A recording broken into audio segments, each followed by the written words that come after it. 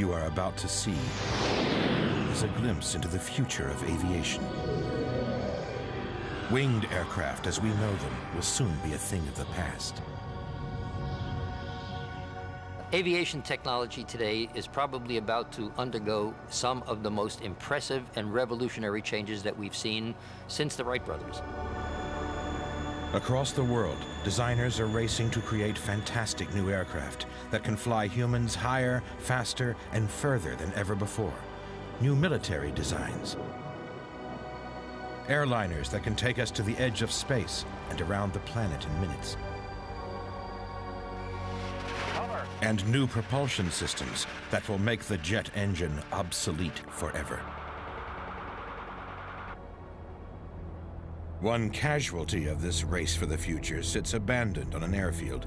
This fighter is more advanced than aircraft in service, but it is already obsolete. It was the loser in the engineering competition of the century.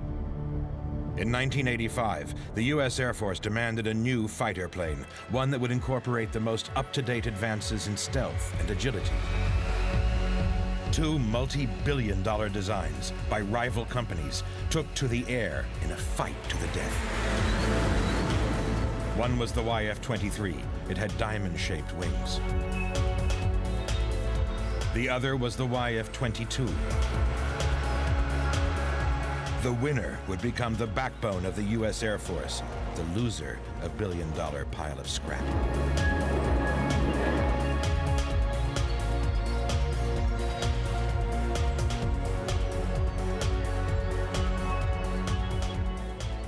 A fierce fight was about to take place between the two most advanced fighter aircraft ever built.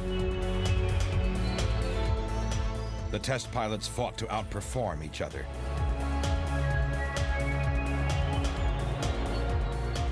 But after the YF-23's wheels touched the ground, it never flew again. With its greater performance and agility, the YF-22 was chosen to take the U.S. Air Force into the next millennium. It is a truly remarkable craft. It will be able to reach speeds and perform maneuvers far beyond the reach of the present frontline fighter, the F-15. Even though it doesn't look enough radically different from all other airplanes that have been built, it is very much different. The engines, the airframe are all tuned to go fly around supersonic, and it'll be the most maneuverable airplane that's ever flown there. The key to the YF-22's success is in its advanced composite materials. These absorb radar and give it the same signature as a small bird. Its tail fins sweep back behind the engines to shield the jet exhaust from heat-seeking missiles. To preserve its smooth outline, its own weapons are hidden inside internal bomb bays.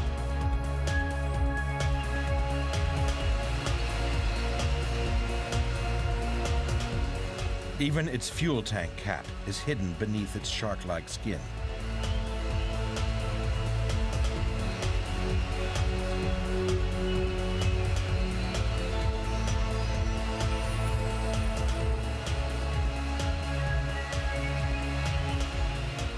Building and testing any new fighter is a process that would be impossible without the bravery and dedication of the test pilots. This airplane's been a part of my life for the last 10 years. And getting it to this point and getting it in the air, it actually takes a lot of effort. I'm not sure I got it in me to do it again.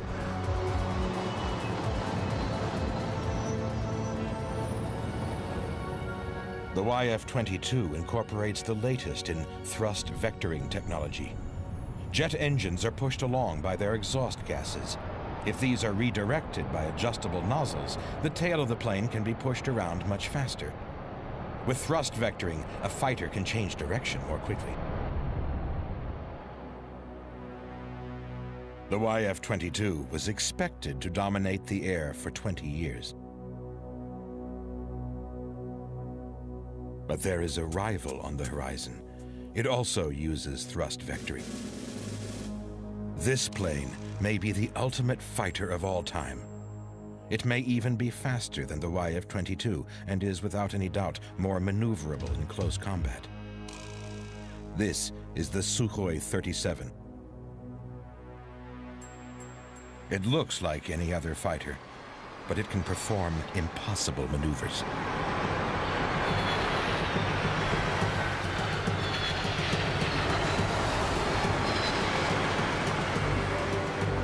Fighter aircraft are traditionally fast, but very heavy, which makes them difficult to turn.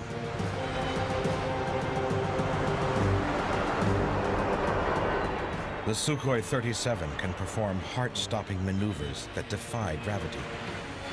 For any other fighter, these maneuvers would be well beyond their flight envelope. They would stall and crash.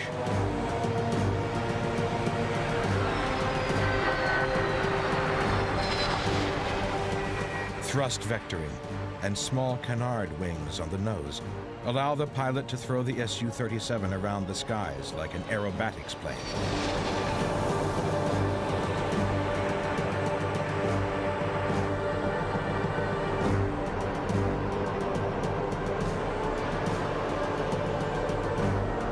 "20 tons of military metal can reverse direction instantly.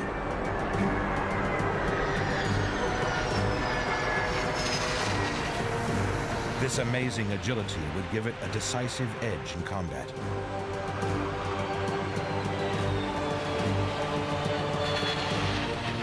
On its first public appearance, its pilot issued an open challenge to dogfight against all comers.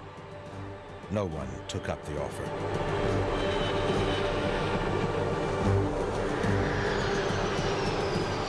The Sukhoi is master of the skies.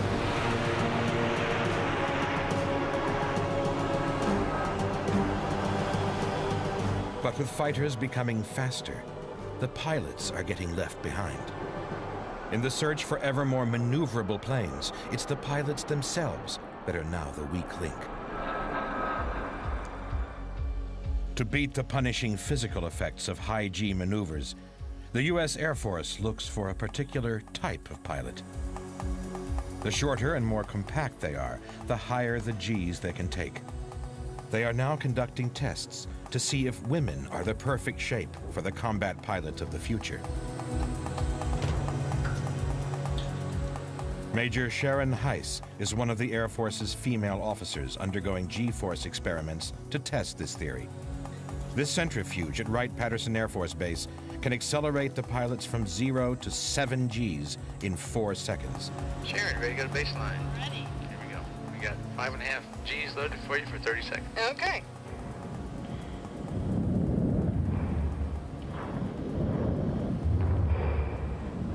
Most pilots black out at 5 Gs. As the forces increase, blood rushes from the pilot's brain towards her feet. Using special breathing techniques and inflatable pressure trousers, pilots can counter this effect and take much higher Gs than they could if they were unaided. Often as much as 11 Gs.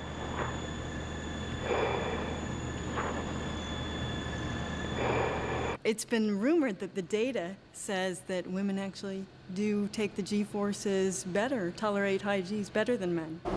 But it seems there are still physical limits on the maximum amount of Gs that any pilot can take. You're not going to fly beyond about 10 Gs on a regular basis. Pilots simply, they're human beings, they can't withstand that. What we're doing a great deal of, however, is integrating pilots in with automatic systems. They will not be able to exceed the G-forces, but they can perform a lot of functions that are too fast for pilots to perform by themselves without the help of computers. Modern a low-power infrared beam shines into the pilot's eye. Flight view. By analyzing the reflection, a computer calculates, linked to a control system that can also...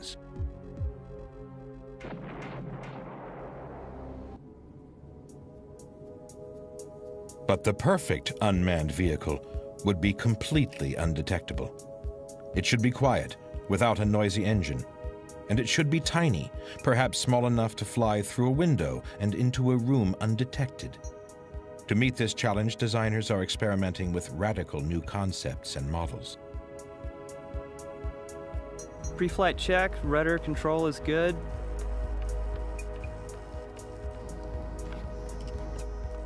Elevator control checks, trim is good, throttle check.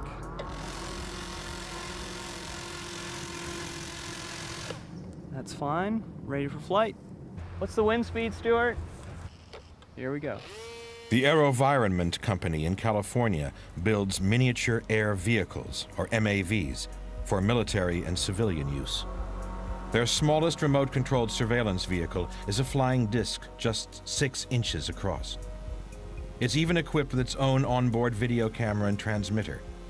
It's so small that it is completely invisible on radar. This MAV may look like a toy, but it's equipped with a satellite navigation system.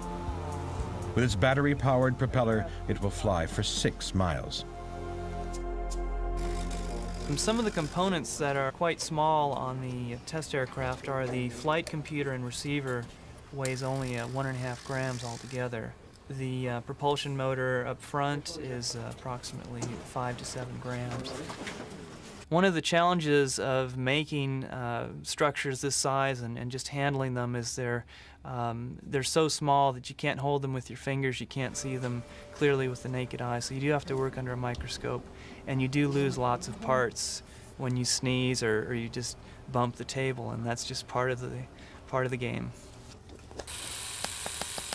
The same team is also developing miniature helicopters. But there is a major problem in building aircraft this small. As propellers and blades get smaller and smaller, they become aerodynamically inefficient.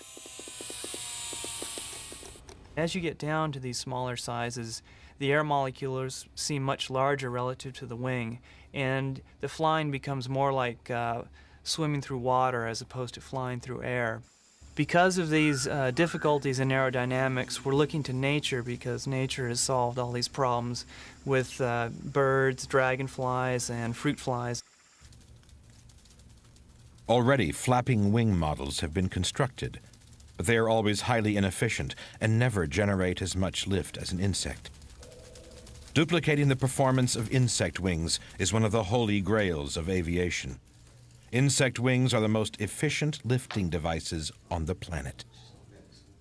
Until recently, the reason for this remained a mystery.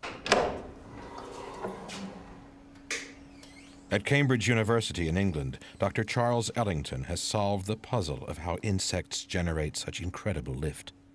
It's a quest that has taken him over 25 years. To build a good mimic of a real insect and how it moves its wings, we studied films and we came up with this, which of course flaps its wings up and down the way you would expect it to do.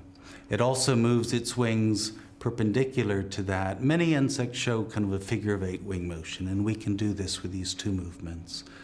Then you have to control the angle of attack of the wing, and to do a good job, you have to control it at the base of the wing and at the tip of the wing so that you can throw the wing into this cambered profile that you see on the downstroke as the wing moves down, generating lift up like that. And then, of course, you have to flip the whole thing over because on the upstroke, what you have is a reverse camber like that. So the wing's moving up, generating lift again, supporting its weight.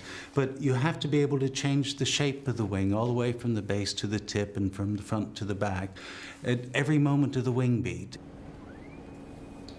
The technology needed to control and coordinate these 4 different types of wing movement is so complex that it has to be controlled by computer program. Because the model needed to study the movement accurately is so large, the speed of the wings is slowed down to 1 beat every 2 seconds. On a real insect, it would be 20 beats per second. This model exactly replicates the way in which the common hawk moth flaps its wings.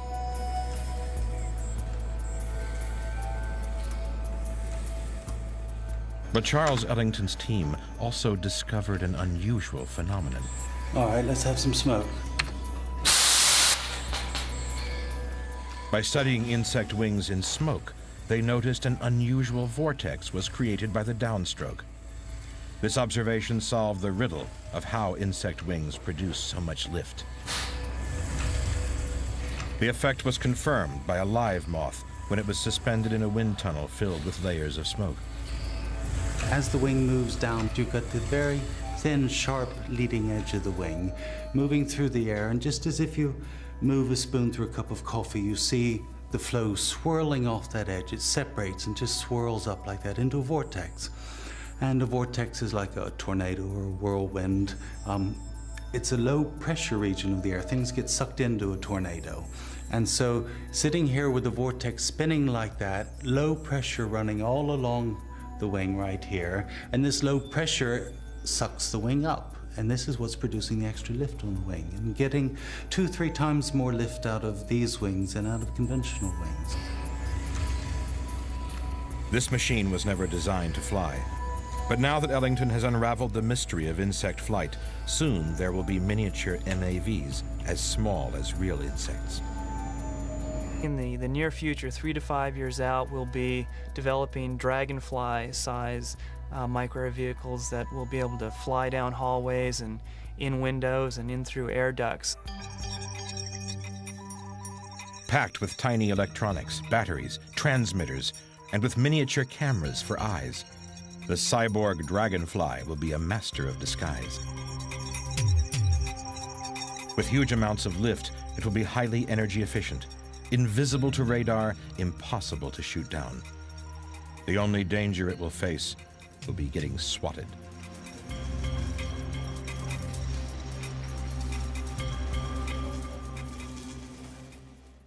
Nine, 8, 7, 6, 5, 4, 3, 2, 1. Cover! With no pilot to compromise performance, even more unusual craft and propulsion systems have been designed and tested. This incredible machine was originally designed to shoot down nuclear missiles and satellites. Yeah. Just 12 inches long, gyroscopically balanced, and with thrusters at key points around its body, it is capable of instant changes of direction. Cover. Cover. Cover tracking. Cover. Roll. All right. No airplane could ever catch this machine. Hey!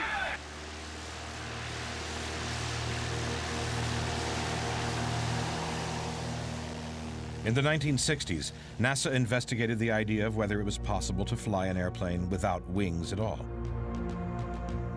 The lifting bodies were a series of experimental wingless gliders built during the development of the space shuttle. The cross-section of the aircraft body is the same shape as a wing, producing all the lift needed to fly.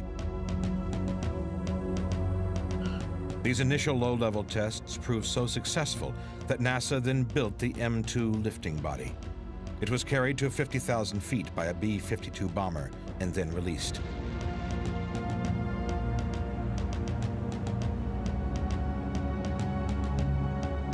As with all radical new designs, the tests were very risky. To generate enough lift, these early lifting bodies needed to glide incredibly fast. Weighing 2 tons, the M2 sent its pilot plummeting to the Earth at over 200 miles per hour. Gliding at this speed in such an unusual shape, the lifting bodies were extremely difficult to control. On its fateful 16th drop, the M2 began to roll wildly just above the runway.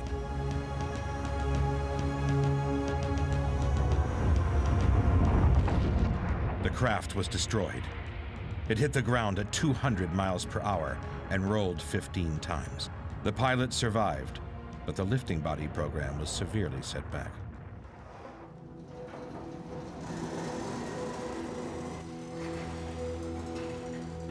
But in a hangar somewhere in California, the lifting body is ready to make a comeback.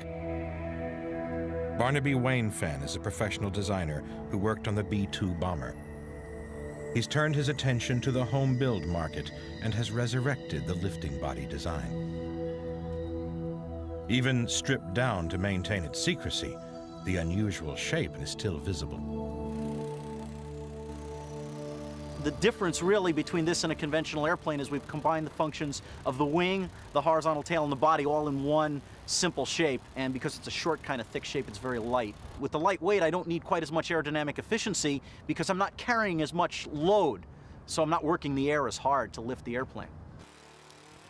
It looks a bit like a stealth aircraft, but the civilian Facet Mobile is designed for simplicity. It does have some interesting characteristics, the most important of which is that it won't stall and it won't spin. And since stall and spin accidents are still a very common cause of death, actually, in general aviation, that to me was very important because I've eliminated one of the major ways that private pilots get themselves in trouble. Often mistaken for a UFO, this aircraft may lead to a whole new breed of home-built aircraft.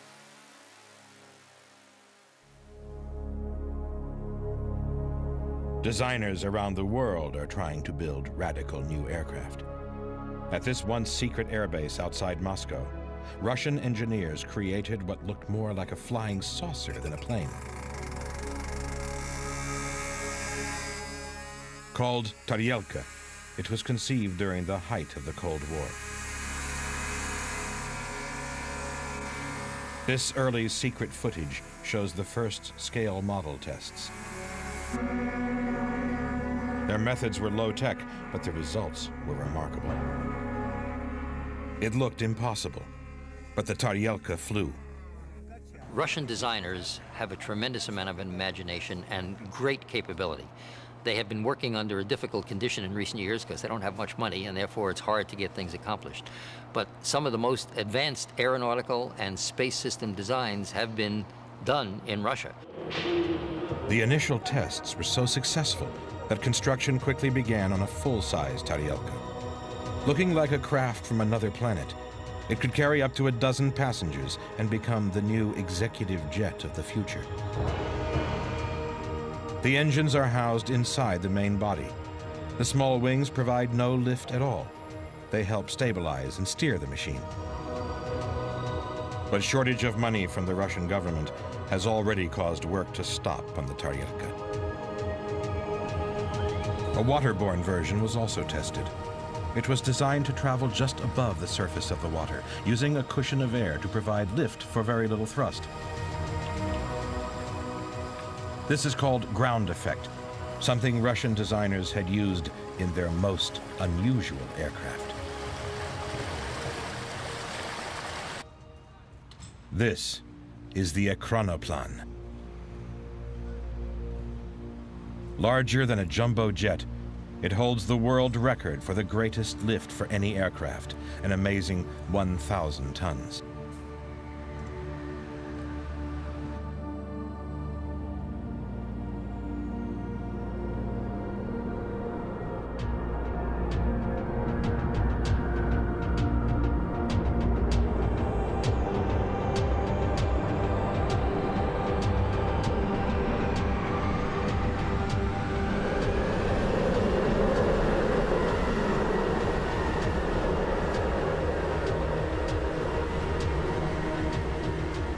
This astonishing machine is powered by 8 huge jet engines, travels at 300 miles per hour, only a few feet above the ocean, and could carry 1,000 Soviet Marines.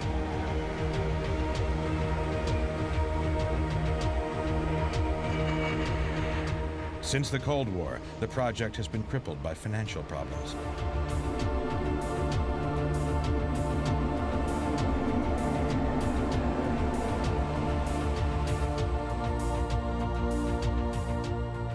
Today, the original monster sits in dry dock.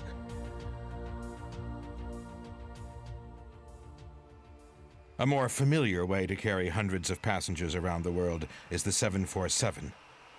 It has carried 1.6 billion people and has traveled more than 20 billion miles, the equivalent of flying the entire population of Los Angeles and New York City to the moon and back.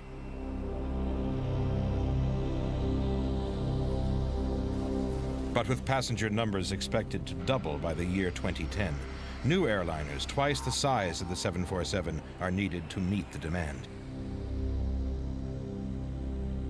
An aerodynamics team from NASA, Boeing, and Stanford University is developing a new super airliner, able to hold 1,000 passengers.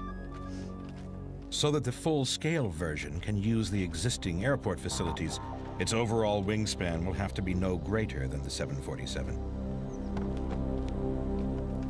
To create the extra room and the extra lift needed for nearly 1,000 people and their luggage, this design has abandoned the traditional shape of fuselage and wing. It has fused the body and the wing together into a design called the BWB, the Blended Wing Body. The advantages of this configuration over a conventional airplane with separate fuselage and engines mounted on the wings is both in terms of its aerodynamic performance, its drag, and in terms of its structural weight. So it's lighter and cleaner aerodynamically, and this translates to a predicted fuel savings of as much as 30%. The blended wing body is a concept over 70 years old. Recently, it was used in the ultra-stealthy B-2 bomber. Only the engine exhausts protrude from this futuristic shape. This concept used to be called the flying wing. The designers knew that it could carry huge amounts of cargo or bombs. But flying wings have no tailplane. Versions such as this YB-49 were highly unstable and almost impossible to control. Not until the introduction of computerized technology did the flying wing become viable again. Many modern radical designs are intrinsically too unstable to be flown by hand. The technology has gotten to the point that we can now build electronics and flight control systems small enough to fly inside models of this size.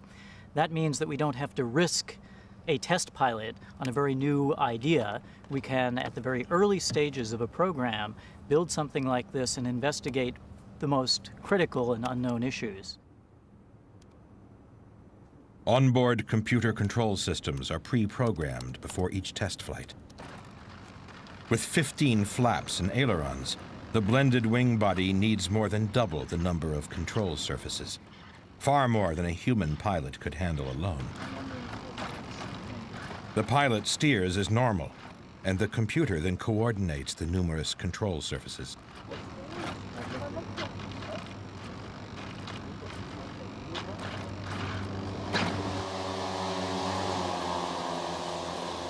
With its 17-foot wingspan, the blended wing body model might look like the ultimate in toy aircraft.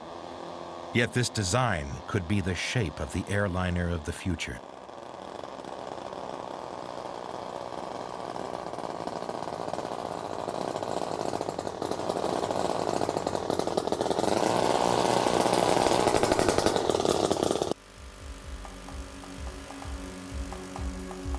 For the design team, their first takeoff was a nerve-wracking moment. The success of the whole project rested on the first test flight.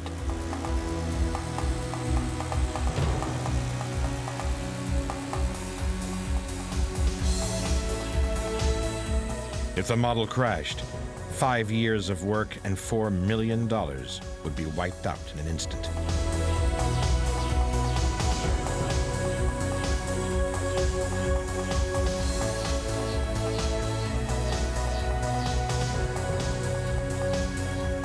But the first blended wing body model flight was a complete success. In fact, it was so successful that it demonstrated that this radical shape could outperform conventional designs by a huge margin. Creating a successful new aircraft that first breaks and then reinvents the rules is what every aircraft designer lives for. We like building things that are different, not changing things a little bit and seeing what happens, but rather thinking about what we'd really like to have happen and starting with a clean sheet of paper. The greatest challenge of all is speed. Large airliners like the blended wing body will remain subsonic. Concorde is the only existing supersonic passenger plane. Designing an aircraft like this presents an entirely different set of problems. In a classic Cold War sting operation, faulty plans of Concorde were leaked to Soviet spies. Their answer to Concorde, the Tupolev 144, was a flawed design. It crashed in front of the world's press at the Paris Air Show in 1973.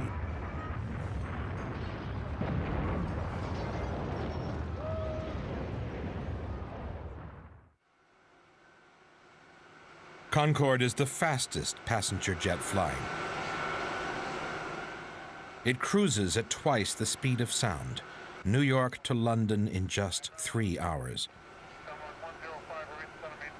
But there are only 14 of them in service. They only carry 100 passengers, and they are very expensive to fuel and service. Concorde is over 20 years old. In that time, no one has taken on the phenomenal task of designing a replacement until now. NASA has recently started work on a new supersonic airliner. Known as the HSCT, short for high-speed civilian transport, it is twice as large as the Concorde and can carry 3 times the passengers. In order for an airplane to fly at over 2 times the speed of sound, it really has to be shaped kind of like a rifle bullet, long and slender. The nose has to be pointed, the tail has to be pointed to allow the air to come back smoothly together after the airplane parts it in supersonic flight. That's not a very structurally efficient shape. One of the difficulties with Concorde is that the long pointed nose severely limits the pilot's vision on takeoff and landing. The Concorde has a nose that actually droops down so that the pilot can see the runway. All the mechanical widgetry required to drop that nose probably weighs 5,000 or 10,000 pounds. If we, on the other hand, can develop an airliner which doesn't require the nose to drop down, then we can save 5,000 to 10,000 pounds and make the airplane much more economically viable. The challenge in having a fixed nose type of aircraft is that, we're asking the pilot to fly an airplane with no windows to see out front, just windows on the side. In the HSCT, pilots will have to land the airliner without ever seeing the runway. No other aircraft has ever attempted this. 300 lives will hang in the balance. The pilots will have to rely on a fail-safe system of video, radar, and infrared cameras. If you lose power, what happens to that display? What are your backup systems? How is the pilot going to respond in a failure mode situation? To test the feasibility of windowless cockpits, an unusual experiment was carried out on a specially modified Boeing 737. Installed in the hold was a blind, windowless cockpit directly connected to the aircraft's controls. Infrared cameras showed the pilots where the runway was.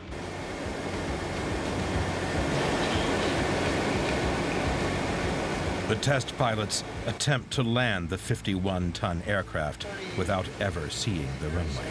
Flaps are set at 30.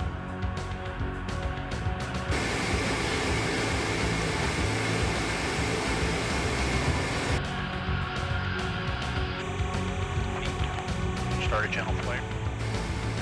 Amazingly, the tests prove that the advanced cameras and sensors could provide even better images than the human eye. Inertia.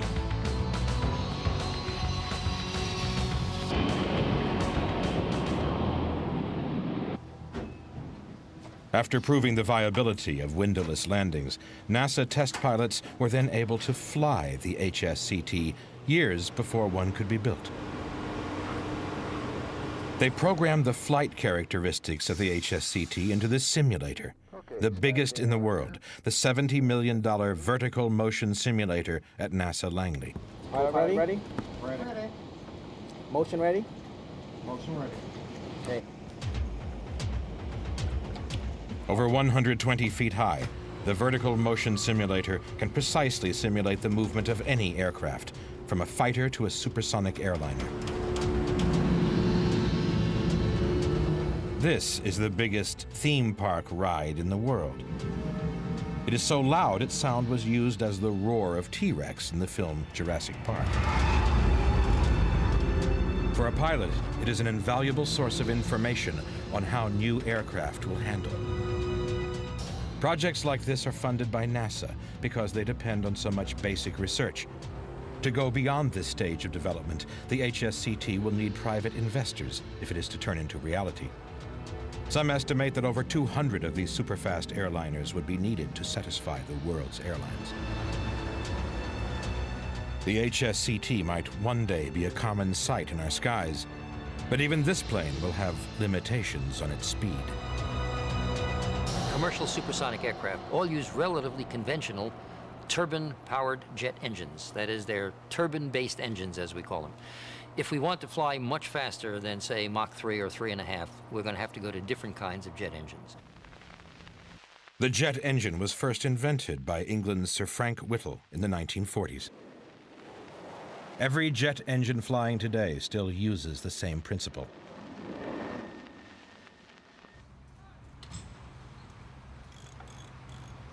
Even the biggest and most advanced jet engine in the world, the Rolls-Royce Trent 800, is little different. It can generate 104,000 pounds of thrust and hurl the largest airliners through the skies. It is so robust, it can even cope with 30,000 gallons of water an hour in mid-flight without faltering. But even this ultimate jet engine needs air to burn its fuel. It has an altitude limit.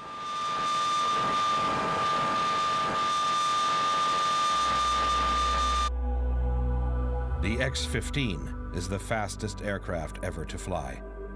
In 1967, it flew at Mach 6.7, an incredible 4,690 miles per hour, and reached an altitude of over 60 miles, the very edge of space. If an airliner could fly this high, it would experience virtually zero drag and be able to fly from Los Angeles to Sydney in less than an hour.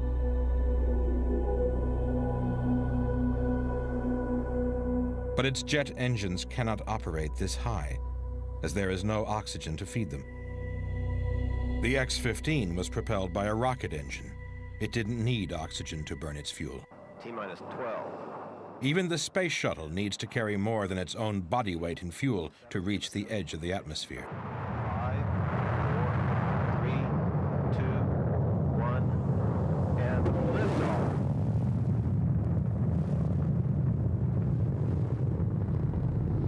The shuttle orbiter weighs a mere 77 tons, but it has to carry 1,785 tons of fuel to lift off. If we want to build airliners that can travel as fast as the X-15 or the shuttle, we will have to develop a completely new type of aircraft, one that flies in and out of space. This new design will take off like a plane, but fly like a spaceship. An exciting new aircraft only possible because of a new type of propulsion. It's a new concept in propulsion systems, and therefore it's really a concept in propulsion systems that can enable new classes of vehicles completely unlike vehicles that we see today.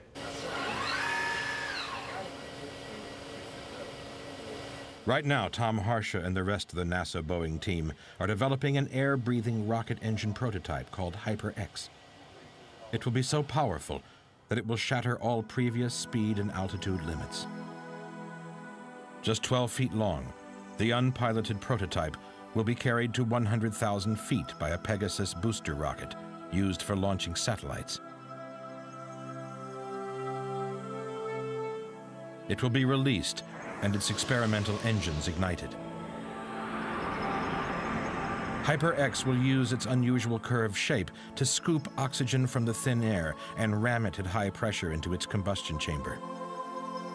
Mixed with explosive hydrogen, it will propel the craft forward at an unbelievable 2 miles per second. The test will last only 7 seconds. The kind of range for the vehicle design that Hyper-X represents, scaled up to a reasonable sized vehicle, is 10,000 miles. With a 2-hour endurance, you're looking at a 14,000-mile flight, which is about halfway around the world.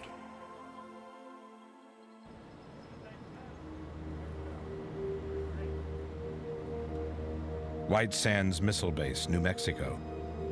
Here, tests are taking place on what might be the single biggest revolution in propulsion ever. Visionary designer Professor Lake Mirabeau is developing a saucer-shaped aircraft that flies on a beam of laser light.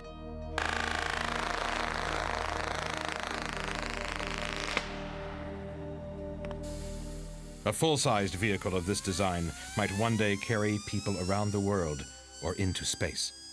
Its power supply and engine remain on the ground. Lightcraft is a completely new flight transportation concept. You have to imagine highways of light that vehicles would ride upon. You don't need turbines, compressors, combustors. You don't need that technology on these vehicles. The work is done for you by the light. This light is a remnant of Cold War weapons technology. Housed in this building is the control center of a powerful laser gun that shoots the small craft into the sky. Okay, copy. The Plivets laser is go for a graphite run. Stand by. Before each flight, the laser is tested for intensity on a solid block of 5, graphite. 4, 3, 2, 1, firing.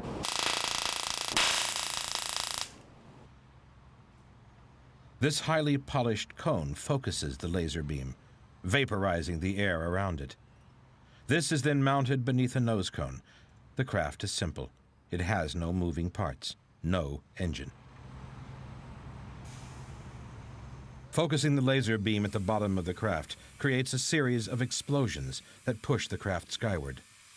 But when Professor Mirabeau first proposed this amazing new concept, no one believed it was possible. There really wasn't anybody in the academic institution that I was going to that was willing to sponsor this kind of research. So I had to get into this from the back door by actually participating in the Star Wars business. In 1997, NASA financed the idea. Early tests were held indoors, but after just a few months, it was flying higher than the roof of the lab and had to be moved outdoors.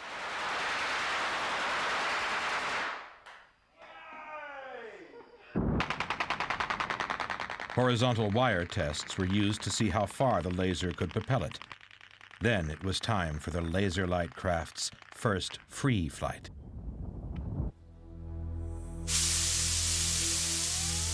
Professor Mirabeau makes it spin at up to 6,000 revolutions per minute with compressed air to keep the lightweight model balanced during its flight.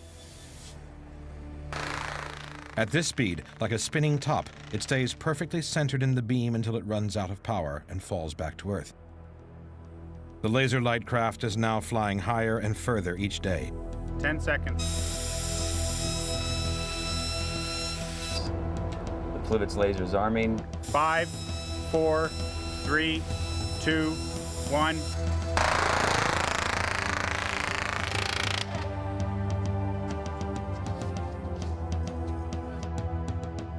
As the model lifts off, the square-shaped laser beam is focused to maintain its power and effectiveness.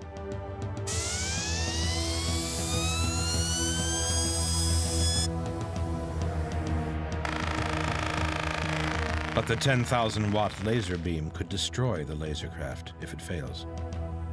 The next step is that we have to build a 100-kilowatt laser. And with that laser, we'll be able to fly vertically to the edge of space, say 30 kilometers straight up. Professor Mirabeau is already conducting indoor tests on this much larger design. In a few years, this laser craft could deliver a small satellite into orbit. And in 50 years' time, the Laser Light craft's descendants might even be as common as the family car. You'll walk out your door, touch your magnetic levitation belt, and float up, to the vehicle. It'll fly around, pick up a couple of your friends, motor over to a microwave laser boost station. In 10 seconds, you're out the top of the atmosphere, leaving at escape velocity for the moon. At nighttime, all you'll see is this extremely bright flash of light leaving the planet, and people say, well, there goes Frank. In the future, the only limit will be the designer's imagination. I think history shows that there has never been limits that last very long. And right now, there are even some people that say that the speed of light is not a limit, which we believe it is today. It probably isn't.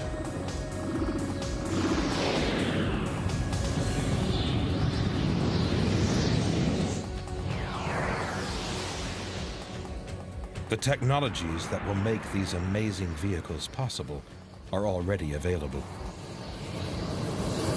We've really begun just to scratch the surface of what we really can do in aviation. And I see many, many changes coming about during the next few years based on technology that we already understand.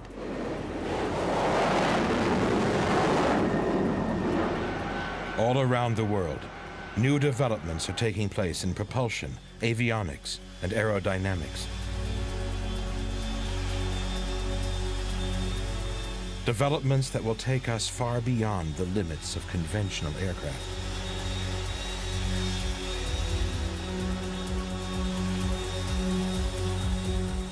Developments that will make the simple winged aircraft a thing of the past and change the way we fly forever.